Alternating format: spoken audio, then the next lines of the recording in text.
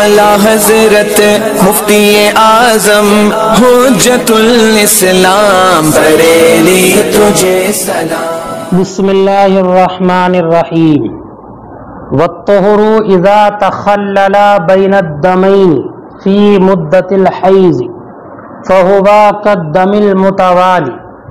क़ाला हाज़िही इहदर रिवायाति अन अबी हनीफ़त ववजहु अन्न इस्तिआबद्दमी मुद्दतल हैज़ी लैसा बिशर्तिन बिल इजमाई फयुअतबरु अव्वलुहु व आखिरुहु कन्निसाब फी बाबी ज़कात। हैज़ो निफास का जिक्र चल रहा है। यहाँ से मुसन्निफ ने तोहरे मुतखल्लल का जिक्र किया है। तोहर ताके ज़म्मे के साथ है, दो खून के दरमियान जो ज़माना फासिल होता है उस ज़माने को तोहर कहते हैं। एक खून आने के बाद अगले खून आने के दरमियान का जो ज़माना है इस ज़माने फासिल को तोहर कहा जाता है। तोहर की दो किस्में होती हैं, एक तोहरे फासिद और एक तोहरे कामिल। तोहरे फासिद या तोहरे नाकिस कह लें और एक तोहरे कामिल।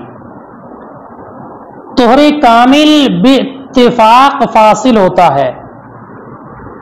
तोहरे कामिल बिल इत्तिफाक फासिल होता है दो खूनों के दरमियान। और तोहरे फासिद के फासिल होने और ना होने में इमाम आज़म रज़ियल्लाहु ताला अन्हु से 6 रिवायात बयान की गई हैं। 6 रिवायात। तो तोहरे कामिल अगर हो तो वो तो बिल इत्तिफाक फासिल बनेगा, लेकिन तोहरे फासिद फासिल होगा या नहीं इसके बारे में इमाम आज़म अबू हनीफा से 6 अक़वाल रिवायत किए गए हैं। 6 अक़वाल जिनको मुकम्मल शरह बस्त के साथ आपने शरह वक़ाया में तफसील से पढ़ा है। वहां पर मुसन्निफ वक़ाया ने शरह वक़ाया ने मिसाल के साथ भी उसको समझाया है। इमाम साहिब हिदाया अलैहि रहमतु व रिज़वान ने उन 6 अक़वाल में से 2 को अपनी इस किताब हिदाया में जिक्र फरमाया है। 2 को जिक्र फरमाया। सुने, उन 2 अक़वाल में से पहला कौल ये है कि तोहरे नाक़िस, एक बात याद रखना, तोहरे नाक़िस वो तोहर जो 15 दिन से कम हो। 15 दिन से कम हो। फरमाते हैं कि अगर तोहर नाक़िस हो यानी 15 दिन से कम हो, अगर तोहरे नाक़िस 2 खून के दरमियान मुद्दत हैज में वाक़े हो तो ये तोहर फासिल नहीं होगा। ज़हन हाज़िर रखना जरा। तोहरे नाक़िस से मुराद 15 दिन से कम हो। अगर तोहरे नाक़िस यानी 15 दिन से कम का तोहर 2 खून के दरमियान हो, मुद्दत हैज में वाक़े हो तो ये तोहर फासिल नहीं बनेगा, बल्कि ये पूरा का पूरा ज़माना हैज का शुमार होगा। मिसाल सुने, जैसे कि एक वो औरत जिसको पहली मर्तबा खून आया तो उस मुब्तदिआ ने एक दिन खून देखा, यानी एक दिन उसको खून आया और 8 दिन वो पाक रही, 8 दिन खून नहीं आया। फिर उसके बाद एक दिन उसको खून आया, अब ये कुल मिलाकर 10 दिन हुए। एक दिन खून आया, 8 दिन खून नहीं आया, फिर एक दिन खून और आया, तो ये कुल मिलाकर 10 दिन हुए। तो ये 10 दिन हैज के हैं, 10 दिन हैज के हैं। तो अब ये देखें, तोहरे नाक़िस है 8 दिन, 15 दिन से कम है, 15 दिन से कम। तो ये 8 दिन वाला जो तोहर है 15 दिन से कम है, 2 खून के दरमियान है कि पहले एक दिन खून है और आखिर में एक दिन खून है, और मुद्दत हैज में है कि हैज की जो अक्सर मुद्दत है 10 दिन, उस मुद्दत हैज में है। और यही रिवायत है कि अगर तोहरे नाक़िस 15 दिन से कम हो, 2 खून के दरमियान मुद्दत हैज में हो, तो ये फासिल नहीं बनेगा, बल्कि पूरा का पूरा وقت جو ہے وہ حیض شمار ہوگا، اس لیے یہ مکمل 10 دن حیض کے مانے جائیں گے۔ اور یہ امام محمد رضی اللہ تعالیٰ عنہ نے امام اعظم سے روایت کیا ہے۔ تو یہ پہلی روایت ہے کہ جس کو امام مصنف ہدایہ علیہ رحمت والرضوان نے اپنی اس کتاب میں ذکر کیا ہے۔ اس روایت کی دلیل کیا ہے وہ دلیل سنیں۔ دلیل یہ ہے کہ حیض کی مدت میں لگاتار خون کا آنا، حیض کی مدت میں لگاتار خون آنا کسی کے نزدیک بھی شرط نہیں ہے، یعنی کسی بھی مجتہد اور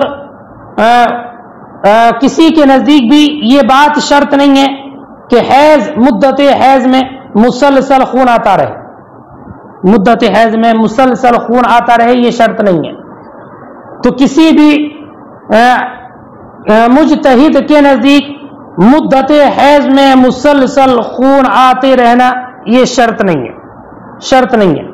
لہذا اول اور آخر میں خون کا پایا جانا ہی کافی ہے۔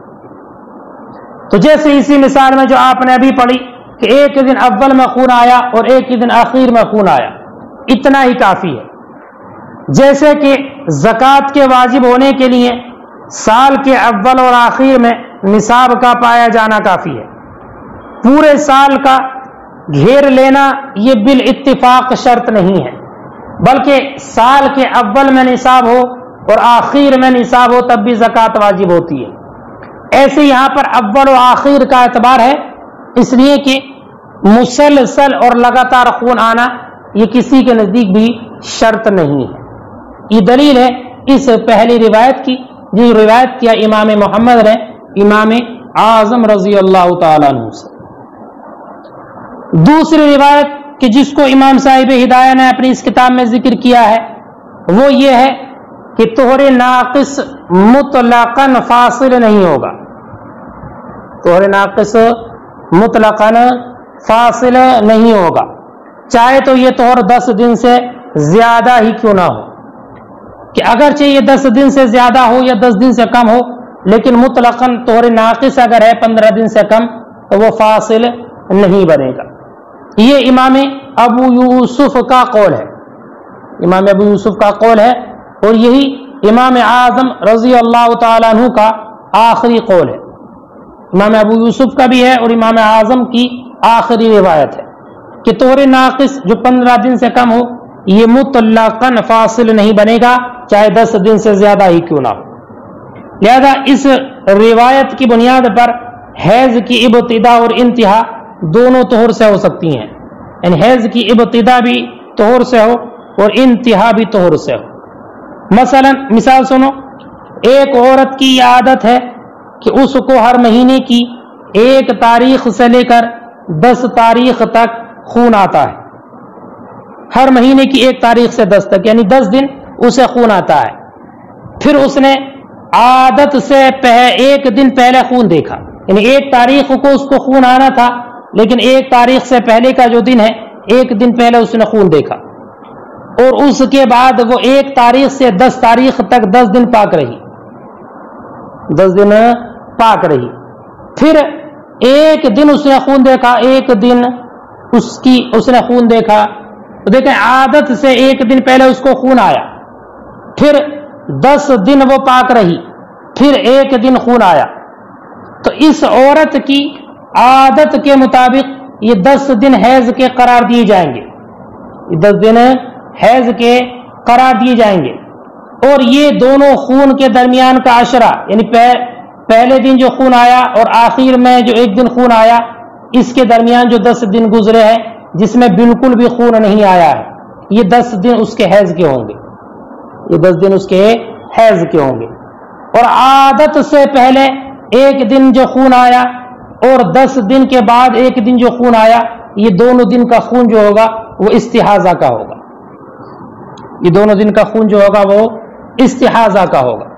اب دیکھیں عورت کی عادت تھی کہ 1 دن اس کو 1 تاریخ سے لے کر 10 تاریخ تک خون آتا ہے، لیکن اس بار 1 تاریخ سے پہلے خون آیا اور 10 کے بعد خون آیا، تو یہ دونوں خون استحاضہ کے ہوں گے، لیکن بیچ میں جو 10 دن گزرے 1 تاریخ سے لے کر 10 تاریخ تک کے، یہ دن اس کے حیض کے ہوں گے۔ تو اب اس صورت میں اس عورت کے حیض کی ابتدا بھی طہور سے ہوئی اور انتہا بھی طہور پر ہوئی۔ مصنف نے فرمایا کہ مفتی اور مستفتی دونوں پر آسانی کے لیے اسی قول پر فتویٰ دیا جاتا ہے، اسی قول پر۔ ان 2 قولوں کو مصنف نے اپنی اس کتاب میں ذکر کیا ہے۔ اس کے علاوہ 4 اقوال اور ہیں جن کو آپ نے شرح وقایہ میں پڑھا ہے۔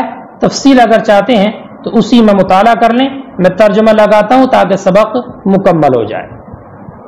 وَالطُّہْرُ اِذَا تَخَلَّلَ بَيْنَ الدَّمَيْنِ، اور طہر جب متخلل ہو 2 خون کے درمیان، فی مدت الحیض، مدت حیض میں، فَهُوَ كَالدَّمِ الْمُتَوَالِي، تو یہ دم متوالی یعنی مسلسل خون آنے کے مثل ہے۔ قال فرماتے ہیں مصنف ہدایہ، هذه احدى الروایات عن ابی حنیفہ، کہ یہ ایک روایت ہے، روایتوں میں سے ایک روایت ہے امام اعظم سے۔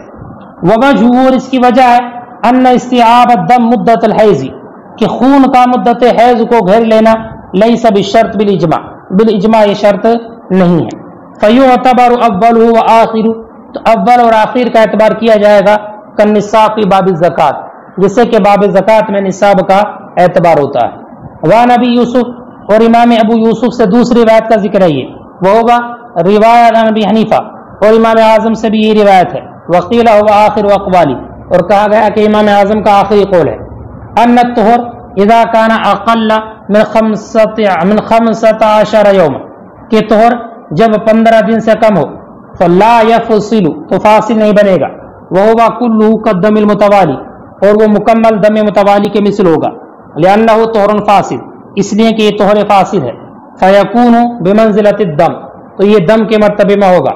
والاخذ بهذا القول ایسر، اور اس قول کو لینا، اس پر عمل کرنا زیادہ آسان ہے۔ وتمامہ یعرف فی کتاب الحیض، اور اس کی مکمل تفصیل کو امام محمد کی کتاب الحیض میں جانا گیا ہے، امام محمد کی کتاب الحیض میں مبسوط میں جانا گیا ہے۔ واقل الطہر 15 یوما، اقل طہر کتنی ہوگی؟ اقل طہر کی مقدار کیا ہے؟ فرماتے اس کی مقدار 15 دن ہے، 15 دن ہے۔ ہاکذا نقل عن ابراہیم النخعی، اور ایسے ہی نقل کیا گیا ہے حضرت ابراہیم نخعی سے، ہے نا۔ مصنف نے یہ ذکر کیا ہے کہ حضرت ابراہیم نخعی سے یہی روایت کیا گیا۔ حضرت ابراہیم نخعی تابعی ہیں، تابعی ہیں، تابعی سے یہی نقل کیا گیا ہے، اور ظاہر سی بات ہے کہ حضرت ابراہیم نخعی نے کسی صحابی سے سنا ہوگا، اور ان صحابی نے نبی اکرم صلی اللہ علیہ وسلم سے سن کر فرمایا ہوگا۔ کیوں؟ اس لیے کہ یہ مقدار ہے، اور شریعت کی مقادیر سن کر ہی جانی جا سکتی ہیں، قیاس کو اس میں کوئی دخل نہیں ہے، تو ان کو یقین قیاس سے نہیں جانا جا سکتا بلکہ سن کر ہی معلوم کیا جا سکتا ہے۔ واقل الطہر 15 یوم، اور اقل طہر 15 دن ہے، ایسے ہی نقل کیا گیا حضرت ابراہیم نخعی رضی اللہ تعالیٰ عنہ سے۔ وانہ لا یعرف الا توقیفا، اور یہ کہ ان کو نہیں نہ جانا جا سکتا بغیر توقیف کے، یعنی بغیر سنے یہ معلوم نہیں ہو سکتا، چونکہ یہ مقدار ہے اور مقدار قیاس سے نہیں جانی جا سکتی۔ ولا غایت لاکثر ہی، لیکن اس کے اکثر کی کوئی انتہا نہیں ہے، یعنی زیادہ سے زیادہ کتنا طہور ہو سکتا ہے اس کی کوئی انتہا نہیں ہے۔ سنیں، اقل مدت طہور کے تعلق سے شیخ ابو منصور ماتوریدی نے یہ کہا ہے کہ مدت طہور کی جو اقل مقدار ہے وہ 15 دن ہے، اور اس پر انہوں نے استدلال یہ کیا ہے کہ اللہ تعالی نے عائشہ اور صغیرہ کے حق میں 1 مہینے کو طہور اور حیض دونوں کے قائم مقام مانا ہے۔ عائشہ کے بارے میں اور صغیرہ کے بارے میں حکم یہ ہے کہ اس کی عدت 3 مہینے ہے، تو 1 مہینہ اس کے طہور اور حیض دونوں کے قائم مقام کیا ہے۔ اور بیٹا قاعدہ یہ ہے کہ جو چیز 2 چیزوں کی طرح منسوب ہو، ایک شے ہو 2 چیزوں کی طرح منسوب کی جاتی ہے، یا یہ کہہ لیں کہ ایک مدت 2 چیزوں کی طرح منسوب کی جائے تو ان دونوں پر آدھی آدھی منقسم ہوتی ہے، آدھی آدھی منقسم۔ اب یہاں پر 1 مہینے کو 2 چیز حیض اور طہور کی جانب منسوب کیا گیا، لہذا یہ آدھی آدھی منقسم ہوگی۔ لہذا اس کی بنیاد پر مناسب تو یہ تھا کہ نصف مہینہ حیض کا ہو اور نصف مہینہ طہور کا ہو، لیکن چونکہ حیض کے تعلق سے نصف ماہ سے کم ہونے پر دلیل موجود ہے، حیض کے بارے میں نصف ماہ سے کم ہونے پر دلیل موجود ہے کہ 10 دن سے زیادہ حیض نہیں ہے، تو اس کے بارے میں دلیل منقص موجود ہے. اس لیے حیض تو نصف ماہ سے کم یعنی 10 دن ہوگا، لیکن طہر اس کی ظاہری تقسیم پر باقی رہے گا اور طہر کے 15 دن ہی ہوں گے. اکثر کتنا ہو سکتا ہے؟ تو اکثر طہر کی شریعت میں کوئی مقدار معین نہیں ہے، لہذا جب تک اس عورت کو خون نہ آئے وہ نماز پڑھتی رہے اور روزہ رکھتی رہے، چاہے تو یہ طہر اس کی پوری زندگی کو گھیر لے. کیونکہ کبھی کبھی ایسا ہوتا ہے کہ طہر ایک سال یا 2 سال تک بھی لمبا ہو جاتا ہے، بلکہ اس سے بھی زیادہ ہو جاتا ہے. اس لیے اکثر طہر کی شریعت میں کوئی مقدار معین نہیں ہے، اکثر طہر کی کوئی مقدار معین نہیں ہے.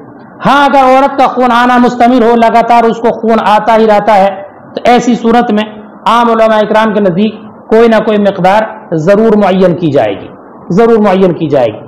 اب اگر اس کو مسلسل خون آتا رہتا ہے اور لگاتار خون آتا ہی جاتا ہے تو اس کی طہر کی مقدار کتنی ہوگی، اس کے بارے میں علماء کا کثیر اختلاف ہے. چنانچہ بعض علماء نے یہ کہا ہے کہ اگر عورت کو ابتداءً خون آنا شروع ہوا، یعنی پہلی مرتبہ خون آیا اور وہ بند نہ ہوا، تو یہ عورت استحاضہ کے ساتھ بالغ ہوئی ہے. ٹھیک ہے نا؟ تو اب اس عورت کے لیے ہر مہینے میں 10 دن حیض کے قرار دیے جائیں گے اور باقی جو ایام ہوں گے وہ طہر کے ہوں گے. لہذا اگر وہ مہینہ 30 دن کا ہے تو طہر کے دن 20 ہوں گے، اور اگر مہینہ 29 دن کا ہے تو طہر 19 دن کا ہوگا. اور اگر وہ عورت بالغ ہوئی اور اس نے 3 دن خون دیکھا، یعنی 3 دن اس کو خون آیا، اور پھر 1 سال یا 2 سال تک وہ پاک رہی 1 سال پاک رہی مثلا، پھر اس کو مسلسل خون آتا رہا، تو اس صورت میں اول کے 3 دن اس کے حیض کے ہوں گے، جیسے پہلے 3 دن حیض آیا تھا، اور پھر 1 سال یا 2 سال طہر کے ہوں گے. لہذا اگر اس کے شوہر نے اس کو طلاق دے دی تو اب اس عورت کی عدت 3 سال یا 6 سال 9 دن ہوگی. یعنی اگر 1 سال وہ پاک رہی تھی تو 3 سال 9 دن، یا اور اگر 2 سال وہ پاک رہی تھی تو 6 سال 9 دن اس کی عدت ہوگی. اور محمد بن شجاع نے یہ کہا ہے کہ اس عورت کا طہر 19 دن کا ہوگا، 19 دن کا، اس لیے کہ ہر مہینے میں حیض کی اکثر مدت 10 دن ہے اور باقی طہر ہے، اور 10 دن حیض کے نکال کر 19 دن یہ یقینی طور پر بچتے ہیں. 20ویں دن میں تو شک ہے، اس لیے جو یقینی ہے اس کا اعتبار کیا جائے گا. اور محمد بن سلمہ نے یہ فرمایا کہ اس عورت کا طہر جو ہے جس کو لگاتار خون آتا رہے 27 دن ہوگا، اس لیے کہ حیض کی جو ادنا مدت ہے 3 دن ہے. 3 دن نکال کر باقی دن جو 27 دن بچتے ہیں مہینے کے وہ اس کے طہر کے ہوں گے، اس کے طہر کے ہوں گے. اس کے علاوہ بھی علماء نے اور اقوال ذکر کیے ہیں. سنیں، ولا غایۃ لاکثرہ، اور اس کی اکثر مدت کی کوئی انتہا نہیں، لأنہ یمتد الی سنۃ و سنتین، اس لیے کہ یہ ممتد ہو جاتا ہے 1 سال اور 2 سال تک.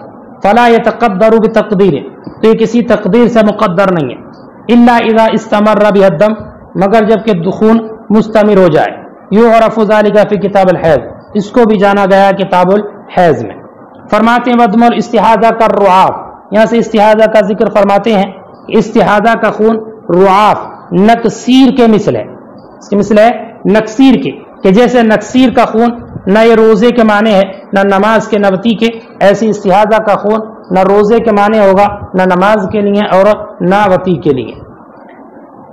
لا یمنع الصوم، نہ نماز کو روکے، روزے کو روکے، نہ نماز کو، ولا الوتی اور نبتی کو.